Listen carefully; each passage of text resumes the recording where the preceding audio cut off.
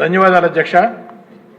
అధ్యక్ష, కేంద్రం ఇచ్చిన నిధులు పక్కదారి పట్టాయి, జగవరిగిన సత్యం. దాంట్లో ఎవరికి కూడా ఎలాంటి అనుమానాలు లేవు. ఇంకా బాధాకరం ఏమిటంటే, దురదృష్టం ఏమిటంటే, కేంద్రం ఇచ్చిన నిధులు కేవలం వాళ్ళు అడిగిన వివరాలు ఇవ్వలేక ఆంధ్ర రాష్ట్ర ప్రభుత్వం ఆ యొక్క కేంద్రం దగ్గర పెండింగ్ ఉన్నాయి. నేను రాష్ట్రం అంతా మాట్లాడటంలా నెల్లూరు రూరల్ నియోజకవర్గం గురించి ఒక్క సంఘటన చెప్పి ఆనాటి వైఎస్ఆర్ కాంగ్రెస్ పార్టీ ప్రభుత్వ దుర్మార్గాన్ని, ఆనాటి ముఖ్యమంత్రి జగన్మోహన్ రెడ్డి గారి దుర్మార్గాన్ని ఈ సభ ద్వారా ప్రపంచానికి తెలియజేయాలని చెప్పి నా కోరిక అధ్యక్ష. నెల్లూరు రూరల్ నియోజకవర్గంలో దేవరపాడెంలో నరసింహకొండ ఉంది. నరసింహస్వామి దేవస్థానం.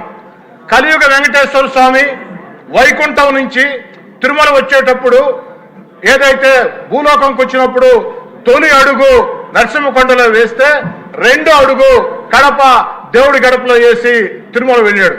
అంత ప్రసిద్ధి చెందినటువంటి పుణ్యక్షేత్రం.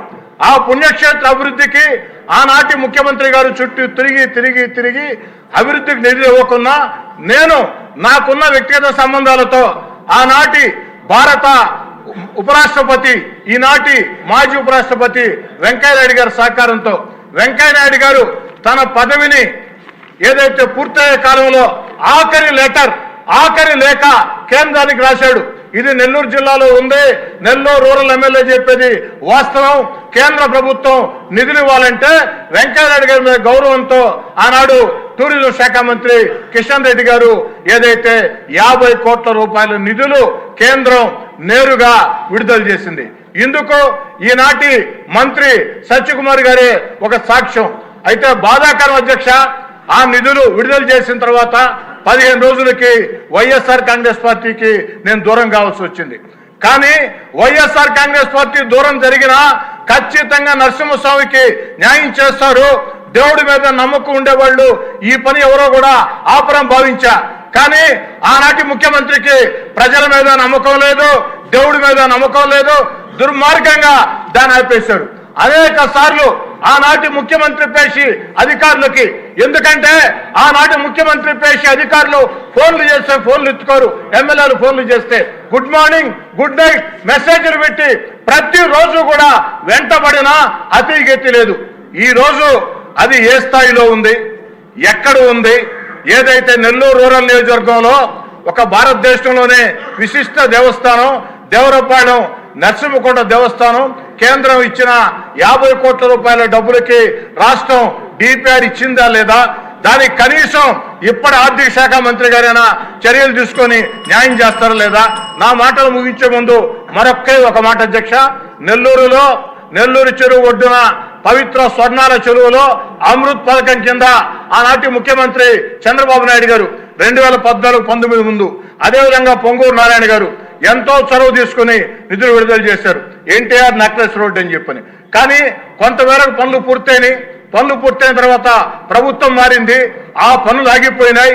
అయినా దాన్ని పూర్తి చేయాలని ఆనాటి ప్రభుత్వం ఎన్టీఆర్ గారి పేరు ఉంటే నిధులు విడుదల చేయదని నేను ఎన్టీఆర్ నెక్లెస్ రోడ్ మరియు గణేష్ ఘాట్ అని ఆనాటి ప్రభుత్వం తృప్తి కోసం అదనంగా పేరు చేకూర్చి అనేక ప్రయత్నాలు చేసిన తర్వాత టెండర్లు పిలిచారు. కాంట్రాక్టర్ టెండర్ వేశాడు. కాంట్రాక్టర్ టెండర్ వేసిన తర్వాత అగ్రిమెంట్ చేసుకున్నాడు, కానీ పనులు ప్రారంభించాల. ఇది ఎంతవరకు న్యాయం? నేను అడిగేది ఒకటే, అమృత్ పథకం రాష్ట్ర ప్రభుత్వం డబ్బు కాదు, కేంద్రం డబ్బు. మ్యాచింగ్ గ్రాంట్ మాత్రమే రాష్ట్ర ప్రభుత్వం. ఏదైతే నరసింహకొండ దేవస్థానం 100% కేంద్రం డబ్బు. అమ్మ పెట్టదు అడుక్కు తిన్నదన్నట్టు ఈనాడు ఆనాడు చేసిన ప్రయత్నాలకి అడ్డం పడ్డారు. ఈనాడు ఈ యొక్క ప్రభుత్వంలోనైనా ముఖ్యమంత్రి గారిని, ఆర్థిక శాఖ మంత్రి గారిని, పొంగూరు నారాయణ గారిని ప్రత్యేకంగా కోరుతూ ఉన్నా ఆ పనులు మొత్తం కూడా పూర్తి చేయాలని చెప్పని. ఎందుకంటే ఇవన్నీ యువ నాయకుడు నారా లోకేష్ గారు పాదయాత్రతో నెల్లూరు జిల్లాకు విచ్చేస్తే నెల్లూరు నడిబొడ్డున వేలాది మంది సమక్షంలో నారా లోకేష్ గారు నెల్లూరు రూరల్ నియోజకవర్గంలో ప్రజలకు ఇచ్చిన హామీల్లో ఈ 2 హామీలు కూడా ఉన్నాయి అని గుర్తు చేస్తూ వీటిని నెరవేర్చాలని కోరుచూ సెలవు తీసుకుంటూ ఉన్నా. ఓకే, ఆర్సార్ గారు.